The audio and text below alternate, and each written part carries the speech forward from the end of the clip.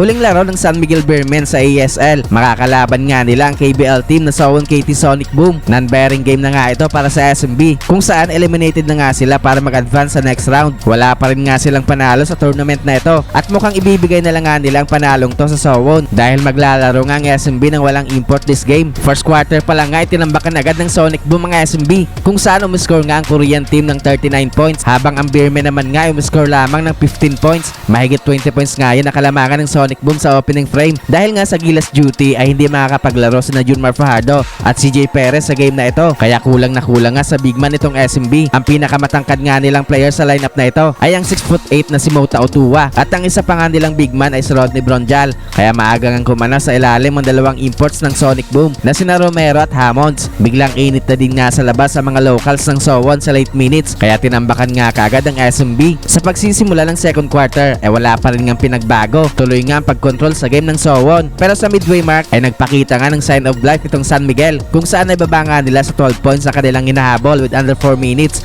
matapos ang naging jumper ni Wami Chongson. Take over na nga sa opensa ng Beermen si Wami at Jeronteng sa late minutes, pero hindi nga basta-basta maibaba ng SMB sa single digit ang lamang ng Sonic Boom dahil laging may counter ang Sowon sa kanilang mga baskets. 12 points na lang nga itong hinahabol ng San Miguel going to the halftime break sa score na 53-41. Third quarter ay tuloy nga itong pagpapakita ng puso sa laro ng San Miguel na ibaba nga nila sa single digit ang lamang ng Sonic Boom matapos ang naging corner 3-pointer ni Andreas Cahilig. Napapasok na nga ng Beermen ang kanilang mga outside shots this quarter. Nagpaparamdam na din nga sa kanilang opensa si Marshall Lassiter na nagkaroon ng back-to-back 3-pointer, pero hindi nga na-maintain ng SMB ang kanilang run na yan, kung saan bigla nga ulit uminit ang shooting sa labas ng mga locals ng Sowon. Biglang lobo nga ulit sa 19 points ang kalamangan ng Sonic Boom after ng third frame sa score na 75-56. Fourth quarter ay tuloy nga ang pagkontrol sa game ng Sonic Boom na maintain nga ng Sowon ang kanilang double-digit lead sa SMB. Tila pinaglalaro na lang nga ng Korean team na ito ang San Miguel, kung saan patuloy nga ang paglaki ng kalamangan ng Sonic Boom. Well, hindi na nga nagkaroon pa ng big time run ng Beermen para makabalik sila sa game na ito. Lagi nga may sagot ang Sonic Boom sa kanilang mga puntos. Tough break pa sa SMB dahil sa 5-minute mark ay na-injury pa sa Andreas Cahilig matapos ngang madaganan ang kanyang balikat ng import ng Sonic Boom. Tagal ngang hindi nakatayo si Cahilig, pati nga si Coach Leo ay napatakbo na lang sa loob ng court, pero buti na lang nga ay nakatayo naman si Cahilig after ng ilang minuto at good sign din nga ang hindi pagdala sa kanya sa locker room, kaya asahan nga natin na mild lang ang injury na ito. Sa huli nga ay panalo sa game na ito ang Sonic Boom. Mananatiling ang winless ang SMB sa tournament na ito.